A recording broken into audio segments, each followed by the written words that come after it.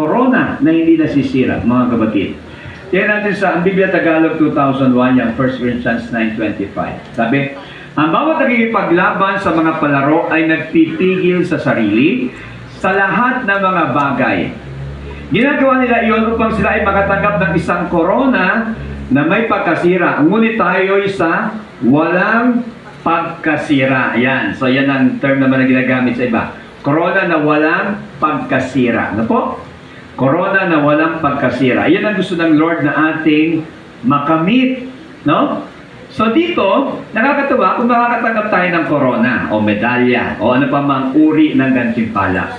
Pero mga minamahal, yung corona o gantimpala dito sa lupa ay pansamantala lang. Di ba yung mga, ano nangyayari sa mga corona, mga trophy, di ba? After ilang years, ano na pupunta ninyo? Sira. Ha? Sira. Ano nangyayari? Nasisira na? Ano nangyayari sa iba? Nakalawa. Parang nagkakaroon ng, ano? Yung iba, hindi pala tunay na ginto. Kalawang. Ano nangyayari tuloy? Kalawang. Parang kinakalawang. Di ba? Pero mga kapatid, sa gantimpala natin makakamit mula sa Panginoon, walang pagkalawang, walang pagkasira. Kaya nga, incorruptible. Di ba mga kapatid? Walang pagkasira. Ang sabi sa salita ng Diyos, Tagalog Contemporary Bible, ang bawat manlalaro ay nagsasanay ng mabuti at dinidisiplina ang sarili upang makamit ang gantimpala. Ginagawa niya ito para sa gantimpalang hindi nagtatagal.